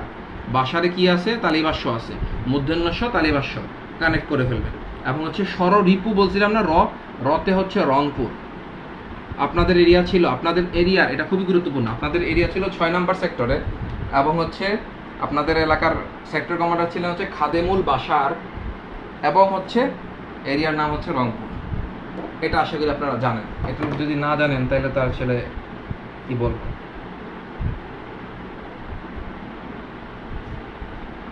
এটা কি তোলা হয়েছে কিনা আমি উপরে জায়গাটা একটু মুছে দিই। 5 নংটা হচ্ছে 500 মনে রাখবো। 500 শততে আমরা 500 টাকা বলি না, 500। শততে কি মীর শওকত আলী, যে শ আর ততে হচ্ছে তামাবিল, 500 শত দিয়ে আমরা মনে রাখবো। শতে শওকত, মীর শওকত আলী এবং হচ্ছে ততে হচ্ছে তামাবিল, বাস। এবং 6 নাম্বার হচ্ছে ষড়রিপু খাদেমুল বাসার রংপুর, মানে আপনাদের এরিয়াটা হচ্ছে 6 নাম্বার সেক্টরে ছিল।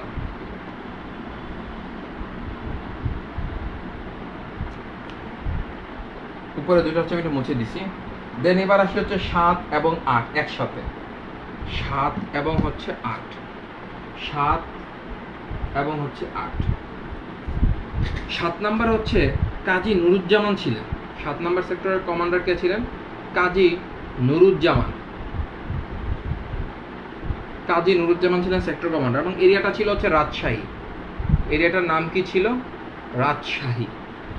এটা মনে রাখতে পারেন এভাবে যে 7 রাজার ধন, আমরা কথায় কথায় বলি না যে তুই কি 7 রাজার ধন পাইছিস? 7 রাজার ধন দ্বারা মনে রাখবেন 7 রাজা, রতে হচ্ছে রাজশাহী, বরিগার জ আছে কাজীতে, বাস নুরুজ্জামান। এবং নুরুজ্জামানও কিন্তু বহুত বরিগার জ আছে, তাই না? তাহলে এইভাবে হচ্ছে মনে রাখতে পারেন 7 রাজার ধন। 8 নাম্বার, 8 নাম্বারটা হচ্ছে 2 জন। 8 নাম্বারের সেক্টর কমান্ডার ছিলেন 2 জন, একজন হচ্ছে আবু উসমান, আরেকজন হচ্ছে এম এ মঞ্জুর। এবং এই জায়গাটা ছিল হচ্ছে মুজিবনগর। আমরা জানি মুজিবনগর একটা এমসিকিউ হচ্ছে ঢাকা ইউনিভার্সিটি আসছিল, এটা লিখে রাখেন। সেটা হচ্ছে স্বাধীন বাংলাদেশের প্রথম রাজধানী কোনটা? 7 নম্বর কমান্ডার 2 জন, কিন্তু কথা হচ্ছে আমি আগে মানে ক্লাসের শুরুতেই হচ্ছে বলছিলাম যে সবগুলো কমান্ডার আমাদের মনে রাখা লাগবে। আমাদের হচ্ছে মেজর আর প্রধান যিনি কমান্ডার তার নামটা হচ্ছে মনে রাখা লাগবে। কারণ এমনও হচ্ছে দেখা গেছে 15 দিন 20 দিন বা 1 মাসের জন্য সেক্টর কমান্ডার দায়িত্ব পালন করছে, আর ওনাদের কথা তো আর আপনার পরীক্ষার প্রশ্নে আসবে না, তাই না? যিনি মেজর কমান্ডার ছিলেন বা একদম মেইন কমান্ডার ছিলেন, ওনার নামটাই আপনার পরীক্ষায় আসবে। জানার ইচ্ছা থাকলে অবশ্যই জানতে পারেন। আমি তো বলতেছি যে একটা অনেকগুলো কমান্ডার ছিল, ইভেন এমন একটা সেক্টর আছে যে সেক্টরের মধ্যে 8 জন কমান্ডার ছিলেন, সেক্টর কমান্ডার। আচ্ছা যাই হোক, তো মুজিবনগর হচ্ছে স্বাধীন বাংলাদেশের প্রথম রাজধানী। আমি আবারও বলতেছি, স্বাধীন বাংলাদেশের প্রথম রাজধানী হচ্ছে মুজিবনগর। এটা লিখে রাখবেন। এই প্রশ্নটা অনেকেই ভুল করছিল, সোনারগাঁও, অনেকে হচ্ছে আগারগাঁও, ব্লা ব্লা ব্লা এগুলো দিয়ে আসছিল, ঢাকা দিয়ে আসছিল অনেকে। যাই হোক, কারণ জানেই না সে যে মুজিবনগর যে রাজধানী ছিল। যাই হোক, কি কি বলছিলাম? 2 জনের নাম বলছিলাম। একজন হচ্ছে আবু উসমান, একজন হচ্ছে আবু উসমান, আরেকজনের নাম কি বলছিলাম আমি? M A Manjur. M A মঞ্জুর, এটা মনে রাখবো হচ্ছে আম্মু। 8 নাম্বার হচ্ছে আম্মু। আতে হচ্ছে আবু উসমান, মতে হচ্ছে এম মঞ্জুর, এবং মোতে হচ্ছে মুজিবনগর। আশা করি আপনারা পারবেন 8 নাম্বার সেক্টরটা মনে রাখতে। মনে রাখবেন 8 নাম্বারটা হচ্ছে আম্মু, আতে হচ্ছে আবু উসমান, মতে হচ্ছে এম এ মঞ্জুর, এবং মৌকার মুতে হচ্ছে মুজিবনগর। বাস এতটুকু হচ্ছে জানা থাকলেই চলবে। দেন আসি হচ্ছে 9 নাম্বার সেক্টর। 9 নাম্বার, 9 নাম্বার সেক্টরে ছিলেন হচ্ছে এম এ জলিল। 9 নাম্বার সেক্টরে ছিলেন এম এ জলিল সাহেব, এবং ওনার এরিয়াটা ছিল, এই এরিয়াটা ছিল বরিশাল। দেখেন জলিলে ল আছে, বরিশালও ল আছে, সরি কই গেল, এই যে ল, বরিশালও হচ্ছে ল আছে। এভাবে হচ্ছে মনে রাখতে পারেন। MR9 মুভি হচ্ছে, নাম শুনছেন আপনারা তাই না? MR9, ওই যে বাংলাদেশের একটা অখাদ্য তৈরি হয়েছিল কয়েকদিন আগে, MR9, সেই এম দিয়ে হচ্ছে মনে রাখতে পারেন, এম হচ্ছে 9, এম এ জলিল, জলিলে ল আছে, তো লতে হচ্ছে বরিশাল। MR9 মুভি কেউ দেখছেন নাকি? আমার দেখার মানে দুর্ভাগ্য হয়নি। যাই হোক, 10 নাম্বার সেক্টর, সেটা আমরা সবাই জানি। 10 নাম্বার সেক্টর ছিল নৌপথ। এটার কোনো রেগুলার কোনো সেক্টর কমান্ডার ছিল না। আবারও বলতেছি, 10 নাম্বার সেক্টরের কোনো রেগুলার সেক্টর কমান্ডার ছিল না।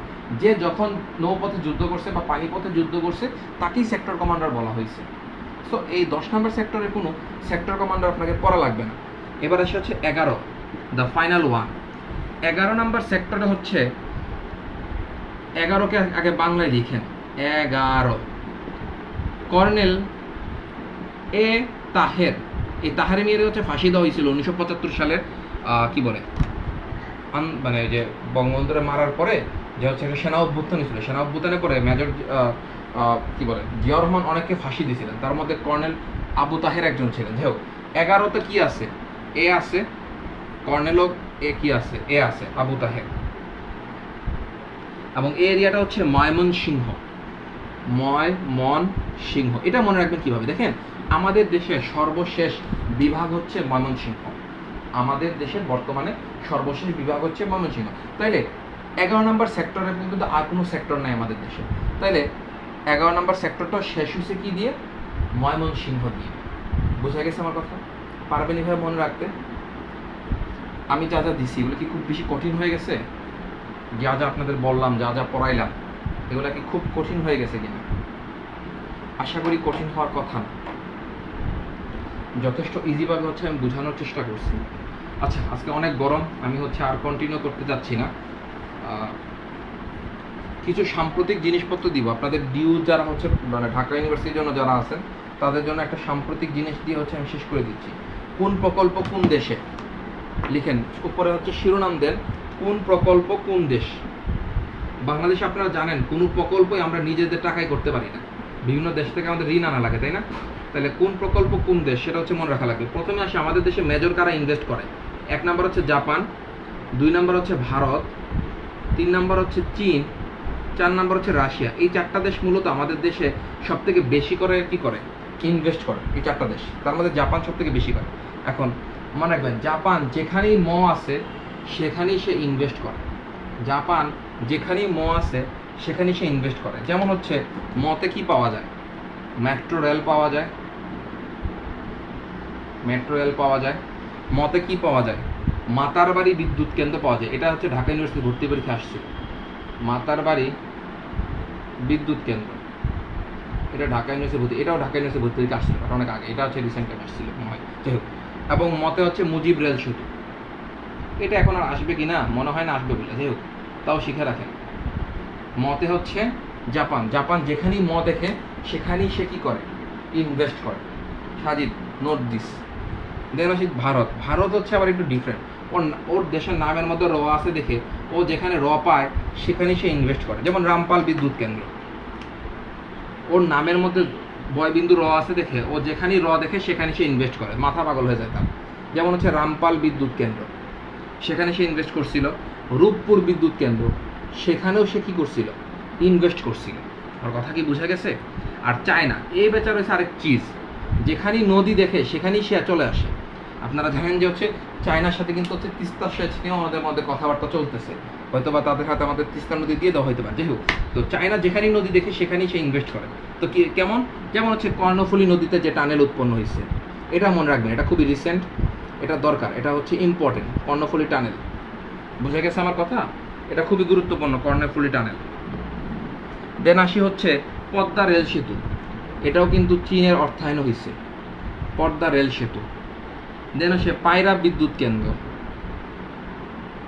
সেখানে সে হচ্ছে কি করছে? ইনভেস্ট করছে। নদী বেশিরভাগ থাকলেই সেটা হচ্ছে করে। আর রাশিয়া, সর্বশেষ হচ্ছে রাশিয়া, সে ইনভেস্ট করছে হচ্ছে রূপপুর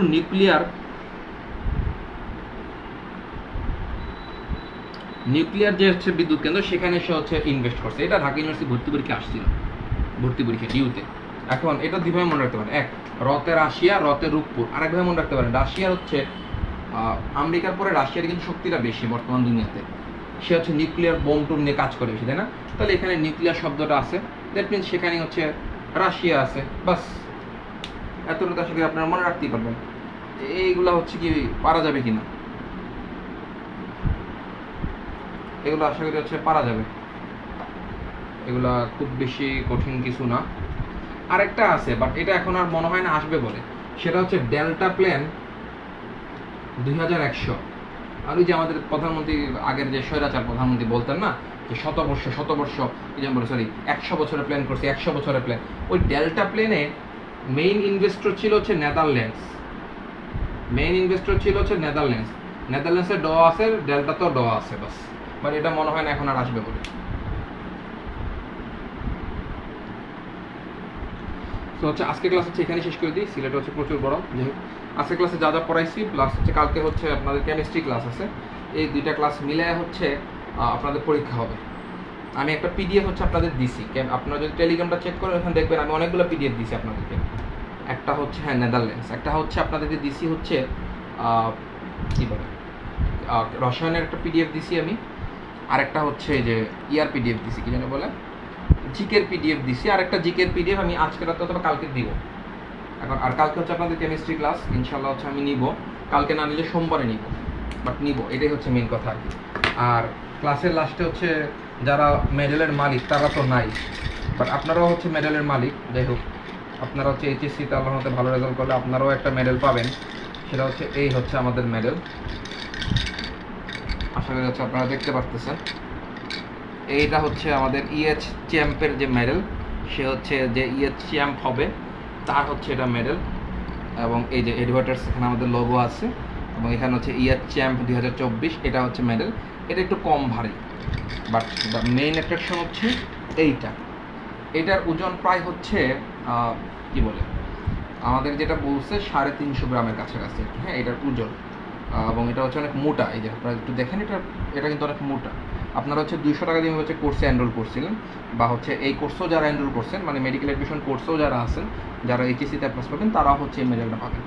এবং হচ্ছে এই যে মেডেলটা হচ্ছে অনেক মোটা। এখানে হচ্ছে অ্যাপ্লাস সম্মাননা পদক বাই হচ্ছে এডুকেটার্স লেখা আছে, এবং হচ্ছে এই তো এডুকেটার্স। সো আশা করি হচ্ছে দেখা হচ্ছে, মেডেল গলা দিয়ে হচ্ছে ছবি তুলবেন, আশা করি আমাদের গ্রুপে পোস্ট দিবেন। আচ্ছা আচ্ছা, যে হাবিবা আছে, আচ্ছা যে ও হচ্ছে আছে, এই যে ওর জন্য হচ্ছে এই যে এই মেডেলটা। ও তো একটা তো মেডেল হচ্ছে পাবেই আমাদের এইচএসসিতে ভালো অ্যাপ্লাস পাওয়ার জন্য, আরেকটা হচ্ছে এই যে মেডেলটা পাবে। এই মেডেলটার বিশেষত্ব হচ্ছে এখানে একটু ডিজাইনটা একটু করা, এবং এই পিছনে পুরোটাই হচ্ছে আমাদের এডুকেটার্সের লোক। সাধারণত মেডেলগুলোতে যেটা হয়, তারা পিছনে কিন্তু কিছু দেয় না, আর আমরা হচ্ছে দিছি। মেডেলগুলোতে পিছনে কিছু দেয় না, আমরা হচ্ছে দিছি। এবং হচ্ছে এই যে এটা হচ্ছে তার ফিতা, এবং এটা হচ্ছে এই যে এ হচ্ছে এটার ডিজাইন, ইএচ চ্যাম্প 2024। এই মেডেলগুলো ইনশাল্লাহ আপনারা ভবিষ্যতে বাইরের কোনো কান্ট্রিতে বাসায় শোকেজে রেখে দিতে পারবেন। তারপরে হচ্ছে বাইরে কেন, বিশেষ করে সার্টিফিকেটটা, আমি সার্টিফিকেটটা ডিজাইন করছি এমনভাবে যাতে আপনি এটা যদি বাইরে কখনো পড়তে যেতে চান, তাহলে ইসিএ এক্সট্রা কারিকুলার অ্যাক্টিভিটিস হিসেবে যাতে আপনি এটা ব্যবহার করতে পারেন। সো দেখা হচ্ছে, মেডেলটা ইনশাল্লাহ কালকে আশা করি হচ্ছে পেয়ে যেতে পারেন, মানে হাবিব হচ্ছে কালকে পেয়ে যেতে পারো, বা হচ্ছে পরশু না, হ্যাঁ পরশু পেয়ে যাবার, এটা হচ্ছে মেইন কথা। এই যে আরেকবার দেখে নাও, এই হচ্ছে এডভার্টার্সের হচ্ছে মেডেল। আমরা মানে আমাদের খাজনা থেকে এখন বাদনা বেশি পড়ে যেতে থাকি। আপনারা আপনাদের ফ্রেন্ডদেরকে হচ্ছে বিশেষ করে ইনভাইট দিবেন, কারণ যদি এখন কেউ ভর্তি না হয় তাহলে আমরা টোটাল লস। ওকে, আচ্ছা যাই হোক, আজকে ক্লাস কেমন লাগছে এটা একটু আমাকে কেউ বলেন। আমার লাইফে আমি আগেই বলছি, ক্লাসের শুরুতেই বলছি, এটা আমার নেওয়া আমার জীবনে প্রথম লার্জ স্কেলে জিকে ক্লাস। আমি এর আগে কখনো জিকে ক্লাস এত বড় স্কেলে নেই। পাঠাবেন তো তোমাদের এইচএসসি পরীক্ষার যখন রেজাল্ট দিবে তখন হচ্ছে মেডেলগুলো পাঠাবো। আর হাবিবার মেডেল তো হাবিবা পেয়ে যাবে গত 2-1 দিনের ভিতরই। আর হচ্ছে লাবণ্য আর অহির মেডেল হচ্ছে কুরিয়ার করা হবে। এটা দেখি এই উইকের ভিতরে হচ্ছে কুরিয়ার হবে। সার্টিফিকেট তো হচ্ছে তোমরা হচ্ছে পিডিএফ দিয়ে দিব। আমি সার্টিফিকেট হচ্ছে পিডিএফ দিয়ে দিব, 50 টাকা লাগবে তোমাদের হচ্ছে প্রিন্ট করাইতে, যে কারণে হচ্ছে তোমাকে আমি হচ্ছে 40 টাকা দিছি আর কি, হচ্ছে স্বাধীনতা। আচ্ছা, আর হচ্ছে এটা আমার জিকে নেওয়ার প্রথম ক্লাস। তো যা ভালো লাগলে হচ্ছে অবশ্যই আমাদের এই ডেটাসের গ্রুপে হচ্ছে শেয়ার করতে পারো যে আমাদের এখানে জিকে ক্লাসও আমরা নিচ্ছি, এবং হচ্ছে ক্লাস নোটটা অবশ্যই শেয়ার করবেন, কারণ যেহেতু এটা আমার প্রথম জিকে ক্লাস, আপনাদের ক্লাস নোটটা দেখলে হচ্ছে আমার ভালো লাগবে যে হচ্ছে হ্যাঁ আমার পড়ানোটা তাহলে স্টুডেন্টদের এফেক্টিভ হয়েছে। আর কিছু ছন্দ হচ্ছে আমি দেওয়ার ট্রাই করছি, যে ছন্দগুলো আসলে আপনাদের হেল্প করবে সেজন্যই দেওয়া এই ছন্দগুলো। তো আশা করি হচ্ছে আপনাদের ভালো লাগবে, ছন্দগুলো ইউজ করবেন। আর হচ্ছে কালকে বা পরশু ইনশাল্লাহ আবার কেমিস্ট্রি ক্লাস দেখা হচ্ছে। ওকে, আল্লাহ হাফেজ।